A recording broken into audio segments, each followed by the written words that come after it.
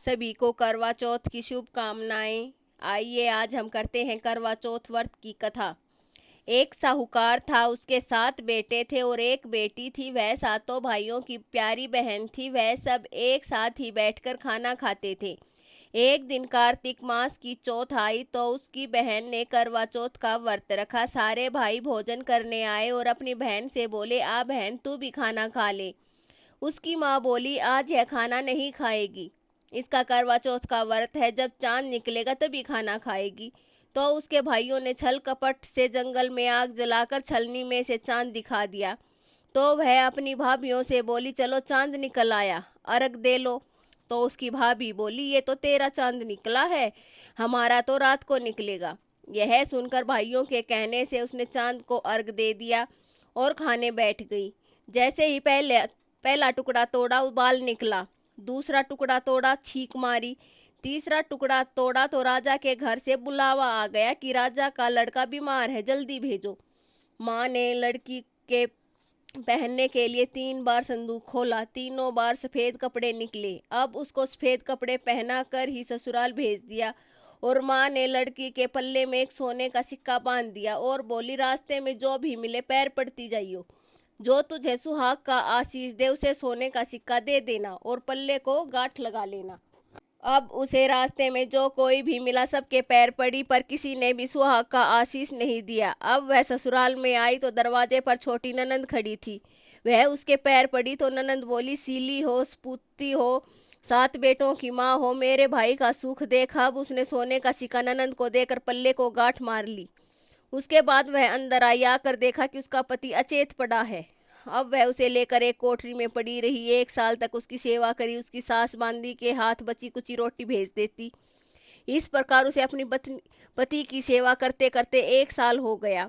करवा चौथ का व्रत आया। सारी पड़ोसनों ने नहा धोकर करवा चौथ का व्रत रखा। सब ने सिर धोकर हाथों को मेहंदी लगाई, चूड़ियाँ पहनी। यह सब देखती रही। एक पड़ोसन बोली, तू भी करवा चौथ का व्रत कर ले। तब वह बोली, मैं कैसे करूं? तब पड़ोसन बोली, चौथ माता की कृपा से सब ठीक हो जाएगा। पड़ोसन के कहने से उसने भी व्रत रखा। थोड़ी देर के बाद करवे बेचने वाली आई। करवे लो, करवे लो, भाइयों की प्यारी करवे लो, एक करवे वाली मेरी को भी करवा दे के जा। वह कहने लगी, मेरी दूसरी बहन आएगी, वो तुझे करवा देगी। दूसरी आई, फिर तीसरी। इस प्रकार 5 बहनें आकर चली गई, पर किसी ने भी करवा नहीं दिया।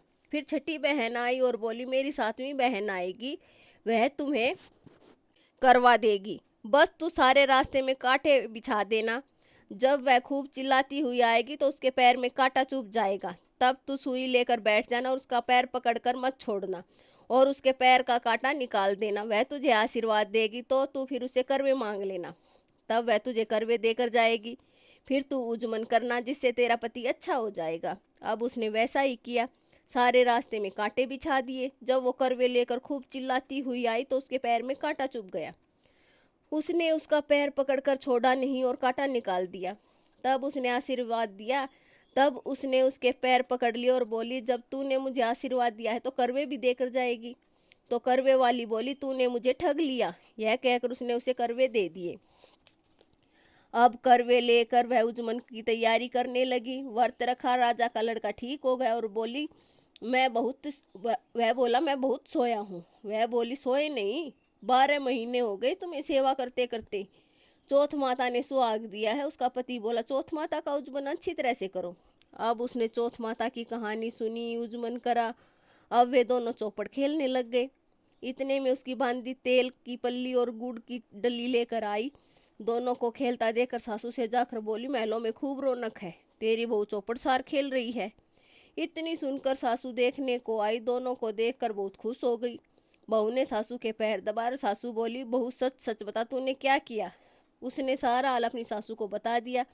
तो राजा ने सारे शहर में ढिंडोरा पिटवाया कि अपने पति की जीवन की रक्षा के लिए सब बहनें करवा चौथ का व्रत रखें।